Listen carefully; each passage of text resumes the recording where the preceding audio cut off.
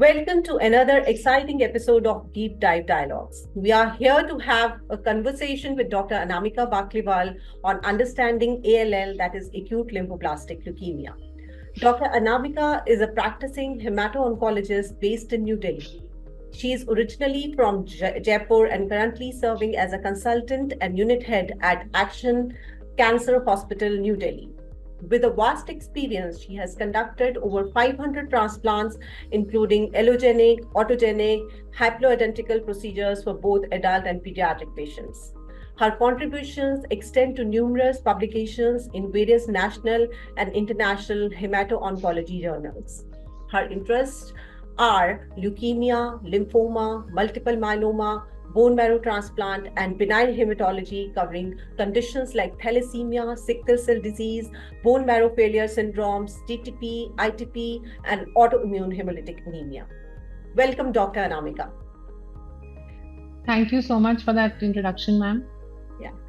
So, to begin with, Dr. Anamika, could you explain what acute lymphoblastic leukemia, ALL, is, and what are the main clinical symptoms associated with the condition? Hi everyone. Firstly, yes, to address your question, ma'am. So, what is acute lymphoblastic leukemia? Acute lymphoblastic leukemia is a kind of blood cancer, which develops from lymphocytes. Now, what are lymphocytes? You may ask. They are the immune cells of the body. हमारी body में जिसे कहते हैं bone marrow, अस्थि मज्जा. सो ये अस्थि मज्जा का कैंसर होता है, और अस्थि मज्जा से होने वाले कैंसर कई प्रकार के हो सकते हैं, और एक टाइप का कैंसर अक्यूट लिम्फोब्लास्टिक ल्यूकीमिया भी होता है. Now as the word itself suggest, acute means severe, aggressive. If not treated at the right time, it can be fatal. So, and then of course leukemia, if I translate it, it's blood cancer. So it's an aggressive kind of blood cancer. If it's treated at the right time, the results can be really fulfilling, and we can really save the patient's life. And if not treated at the right time, as I said, it can be fatal. तो जो हमारी अस्थि मज्जा है, जैसे मैंने बताया, bone marrow, इसमें 3 प्रकार की सेल कोशिकाएं होती हैं. फॉर एवरीवन टू अंडरस्टैंड, एक होती है लाल कोशिका, एक होती है सफेद कोशिका, एक होती है पीली कोशिका. सो as the acute lymphoblastic leukemia suggests, lymphocytes are a kind of WBCs, and अगर उसे हिंदी में ट्रांसलेट करें तो ये सफेद कोशिका होती है. तो ये सफेद कोशिका का अग्रेसिव ब्लड कैंसर होता है. Correct. Okay. So, what is the age typically when it occurs, and what are the methods to diagnosis? So, age, ma'am, it can present at any age actually. It can present in anyone from age 1 to 100 years of age, but most commonly it is seen in pediatric age groups, and it is actually the most common childhood blood cancer. So सबसे commonly ये बच्चों में देखा जाता है, और बच्चों में इनफैक्ट उसके रिजल्ट सबसे अच्छे होते हैं. इफ एज आई सेड, मैंने पहले भी लाइन में यही बोला, और बच्चों में अगर इसका ट्रीटमेंट एकदम सही टाइम पे शुरू करा जाए तो इसके रिजल्ट बहुत ही अच्छे हैं. Like it can be completely cured if it is treated at the right time. And how it can be diagnosed? So, for diagnosis, I would also, before I put some light on the diagnosis, उससे पहले मैं बताना चाहती हूँ कि कौन सा patient मेरे पास आएगा.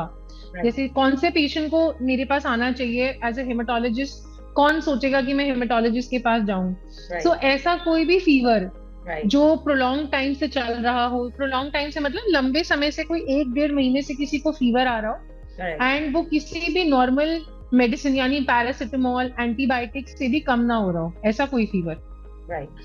या बच्चा, माँ बाप या कोई एडल्ट्स में नोटिस करें कि कोई ब्लीडिंग मैनिफेस्टेशंस हो, जैसे मुंह से, जबड़े से कंटिन्यूअस खून आना, ब्रश करते समय, कुल्ला करते समय, passing blood from stool, latrine से खून आना, यूरिन से खून आना, अचानक से आना, छोटे छोटे शरीर पे चट्टे बनना लाल कलर के, जिसे हमें पेटिकियल स्पॉट्स या हेमरेज भी कहते हैं, ब्रूजेस होना, suddenly you feel there is shortness of breath, क्योंकि अनीमिया होगा तो शॉर्टनेस ऑफ ब्रेथ भी होगी, ज्यादा फटीगेबिलिटी फील होना, patient might suddenly start complaining of weakness, lethargy, fatigability.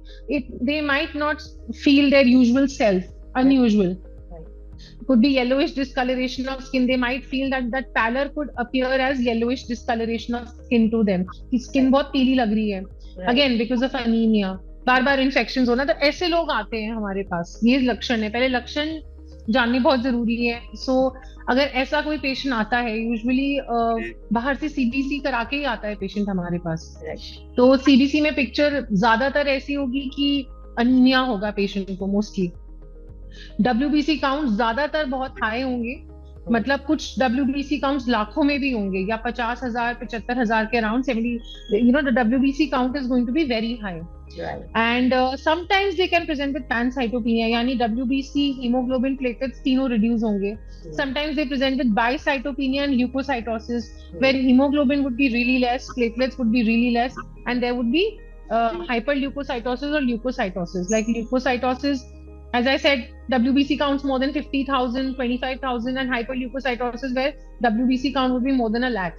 Right. So CBC, a simple CBC can send you to a hematologist. If a pathologist or hematopathologist reports a peripheral smear and they see blast, immature cells, cancer-like cells, तो सबसे पहला तो diagnosis एक छोटे से CBC, हमें लगता है वो छोटा टेस्ट है, but it can give remarkable knowledge to a clinician.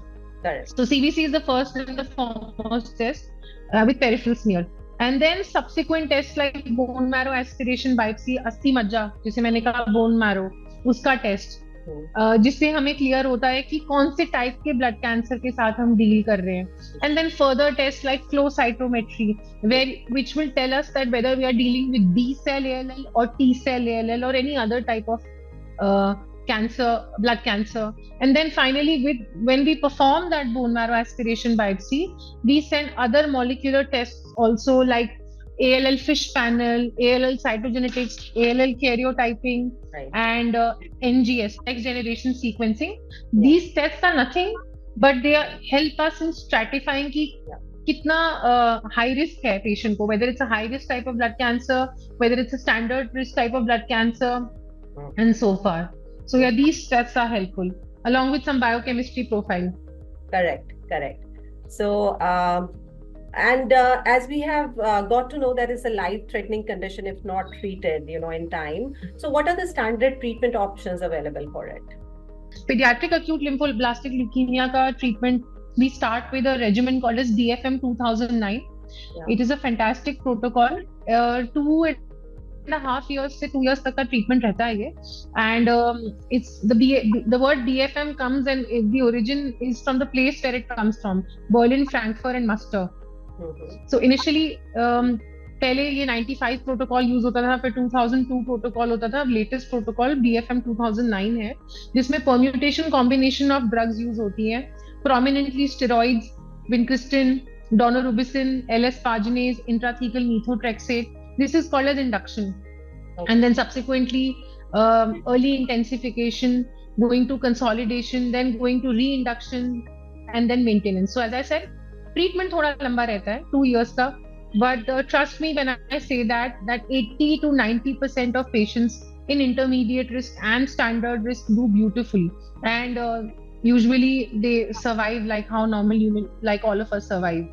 Of course, high risk cases are a challenge to treat, and then they are put on high risk blocks. But having said that, pediatric acute lymphoblastic leukemias do really well.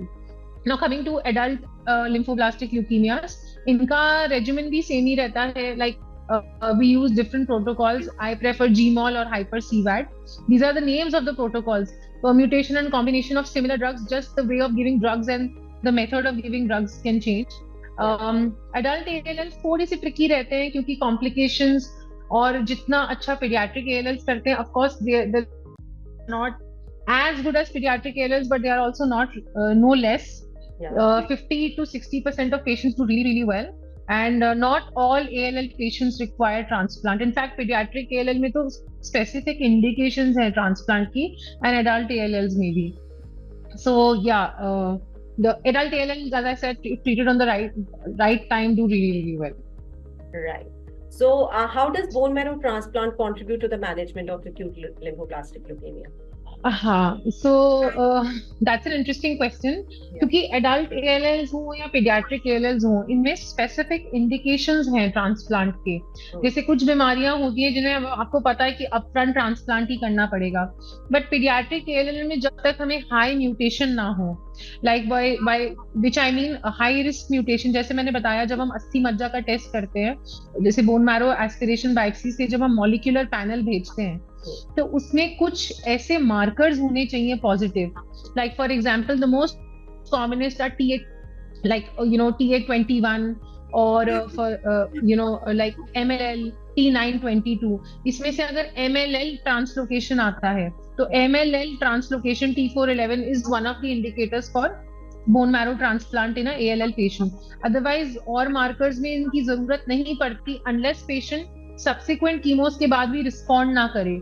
अब आप पूछोगे response कैसे check करोगे, तो आज आजकल एक बहुत ही इंटरेस्टिंग टेस्ट है जिस is called as minimal residual disease test, MRD। Yeah. MRD positivity negativity is it's got a boon, मतलब it's a boon in this field, क्योंकि ये इतना सेंसिटिव टेस्ट है कि छोटे से छोटे डेसिमल में भी अगर कोई डिजीज पकड़ में नहीं आती है जो बोन मैरो एस्पिरेशन बायोप्सी में पैथोलॉजिस्ट नहीं पकड़ सकता, वो मिनिमल रेजिडुअल डिजीज टेस्ट के थ्रू पैथोलॉजिस्ट हमें बता सकता है। Right. So yeah, if the disease, let's say, is around 0.3% after completing induction, Yeah. or it is less than 0.01%, that's how the result is given. And that's how we decide कि patient को क्या हमें same ही regimen पे continue करना है या patient का drug escalate करना है, मतलब all these things are decided with the help of MRD. But if after subsequent chemotherapy cycles MRD positive ही रहे, तो बाद में जाके पेशेंट हाई रिस्क बन सकता है और फिर हमें ट्रांसप्लांट करने की जरूरत पड़ सकती है। सिमिलर केसेस में एडल्ट्स में भी यही रहता है कि अगर पीएच लाइक ALL हो, PDGF आर बीटा म्यूटेशंस हो, हाई रिस्क म्यूटेशंस हो, तब हमें जरूरत पड़ती है इनमें ट्रांसप्लांट की। या so and we prefer allogeneic transplants and mostly matched sibling donor transplants. Okay, so that was really insightful. And with this, we conclude this exciting episode. Thanks for tuning in. Until we meet again, keep learning, keep exploring the stories that shape our body. Thank you, Dr. Anamika. Thank you so much, ma'am. Thank you. Okay, have a good day. Okay.